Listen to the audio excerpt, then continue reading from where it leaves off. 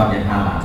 Dari sisi subjek, ada subjek yang sepakat untuk mengingkar diri, yang kedua cakap. Oke, itu pasal berapa? KUHP. Loh, orang kredit kok tiap hari berhubungan dengan itu. Pasal berapa? Ada admin kredit enggak di sini? Nanti kalau sampai kantor besok tanya ke admin kreditnya.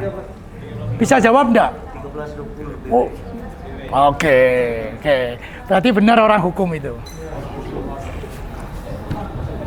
Harus begitu. Itu ada di 1320 KUHP atau PW itu. KUHP Perdata mas saya. Orang kredit itu harus sampai ke situ Pak tahunnya, nggak cuma Pak ini kredit Pak, bunga murah loh Pak. Nanti saya survei dulu ya Pak, bukan kayak gitu ah.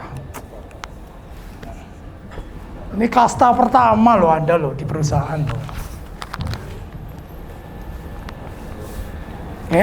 Loh, apa mas? Oh hilang. Oke, baik. Usaha jasa seperti ini ya. Laporan laba ruginya pakai cash flow ya. Laporan kas usaha jasa memang nggak ada yang dijual kan? Kan ada harga pokok. Harga pokoknya apa? Wong jasa kok. Nah itu pelacuran kan jasa Pak. Kata siapa? Itu gabungan antara jasa dan fisik.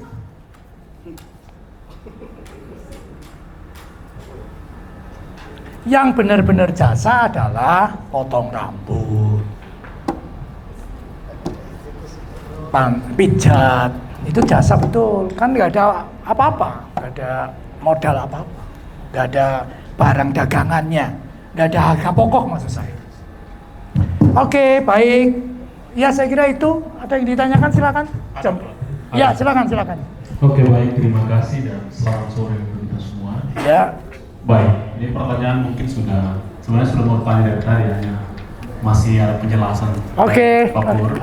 Oke baik, saya masuk ke poinnya. Ada beberapa hal yang selama ini saya perhatikan berkaitan dengan usaha-usaha yang akhir-akhir ini saya lihat ada bertentangan sedikit dengan undang-undang. Yang pertama, kita bicara soal permebelan, itu bertentangan dengan illegal lodging ya Pak. Apa? Illegal lodging-nya. Enggak usaha apa? Usaha mebel. Ya, itu yang pertama. Terus yang kedua berkaitan dengan rompengan ya Pak.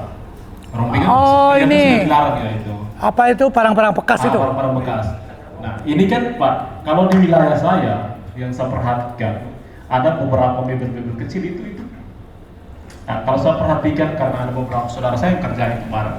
Nah, kita lihat prospek usaha yang sementara mereka jalankan itu bisa memberikan dukungan dari kita bisa berikan dukungan ke mereka.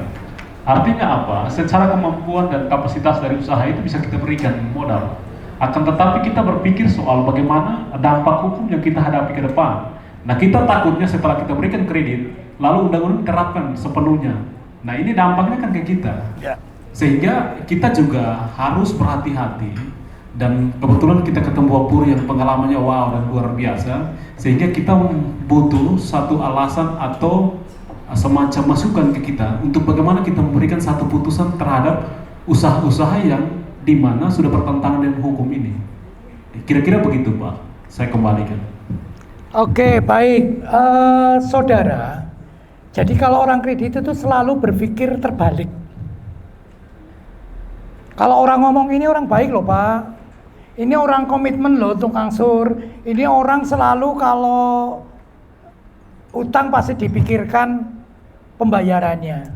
Orang kredit itu selalu berpikir terbalik. Lah kalau tidak, itu. Jadi pendidikan bagi orang kredit itu sama persis seperti pendidikan pada polisi dan pendidikan pada jaksa Pak. Kalau dalam bahasa agama saya, kita dipaksa untuk menjadi orang yang suudon. Suudon itu buruk sangka pada orang lain. Mohon maaf, Anda memang dididik untuk buruk sangka, untuk curiga pada orang lain. Jangan mudah iya. Pendidikan Anda bukan mempermudah ngomong iya. Anda selalu akan membalik situasi. Lah kalau tidak, oh Pak ini usahanya lancar loh Pak. Lah kalau tidak, oh Pak ini orang sudah terkenal di mana-mana, ini usahanya top sekali. Lah kalau tidak, Itu orang kredit begitu, dan polisi coba kan begitu. Jaksa kan begitu, kalau interogasi. Itu orang hukum, kan tahu Pak. Kalau menginterogasi kan kayaknya nggak percaya, terus sudah dijelasin tetap aja. Dikejar terus. Persis, orang kita juga dididik begitu. Kenapa? Supaya kita tahu bahwa posisinya memang safe. Safe tentunya dari sisi legal yang pertama. Dan safe dari sisi yang lain itu. Nah, safe dari sisi legal berarti Bapak Ibu harus memenuhi, harus tahu aturan-aturan secara penuh. KUHP Perdata tahu, kemudian KUHP pidana juga tahu, kemudian aturan-aturan lain, contohnya Perda, peraturan daerah, baik daerah di kabupaten, kota maupun provinsi. Terus peraturan lain yang mengatur itu, kesusilaan, itu ada aturannya apa tidak? Bapak Ibu harus kuasai itu.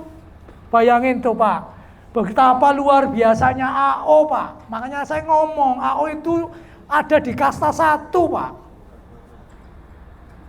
Di level 1 itu dia akan menjadi orang pilihan dari perusahaan.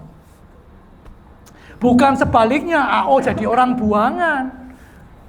Tidak disukai dirut, tidak disukai direksi, tidak disukai direktur, tidak disukai oleh pimpinan-pimpinan yang lain, lempar jadi AO. Supaya apa? Supaya dia nggak kuat dan keluar sendiri. Coba perusahaan yang seperti itu, coba lihat sih Pak, pasti begini. Coba lihat saja, buktikan omongan saya. Pasti kayak gini perusahaannya, nggak akan besar-besar, ya segitu aja, naik kayak gitu aja. Coba dilihat sih. Bener enggak omongan saya nggak usah menunjuk siapa, tapi Bapak Ibu bisa menilai sendiri deh. Tapi coba buktikan, kalau ada perusahaan yang sangat care pada AO-nya, pada marketingnya, coba lihat. Mesti kayak gini terus perusahaannya. Mau bukti? Silakan datang ke Nusa Mbak Cepiring Pak. Target kami tahun ini 500 miliar aset. Tahun ini. Dengan NPL tidak pernah di atas, tidak pernah melewati angka 4 Pak. Walaupun itu lagi pandemi. Kalau mau diukur CKPN-nya bisa. Sekarang jangan gembira dulu Pak, NPL kami cuma 3%. Dilihat CKPN-nya berapa. Semaput panjenengan. Kenapa? Karena CKPN menghitung tunggakan Pak. Mau ngapain coba? Jangan senang-senang dulu. Dengan ada peraturan baru ini, CKPN sampai menghitung sedalam itu. Orang kayaknya NPL-nya cuma 3%, setelah dihitung CKPN, ternyata 30 miliar CKPN-nya.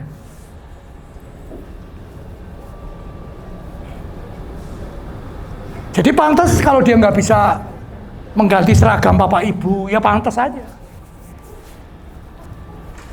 Itu ya Pak ya, Bapak Ibu ya. Makanya dan saya ngomong ini di mana-mana Pak, termasuk di Bali Pak. Saya di Bali pernah pelatihan untuk seluruh direksi, seluruh direktur dan dirut dan direktur Bali Barat Pak. Itu total ada 36 kalau nggak salah perusahaan BPR di Bali Barat saja loh.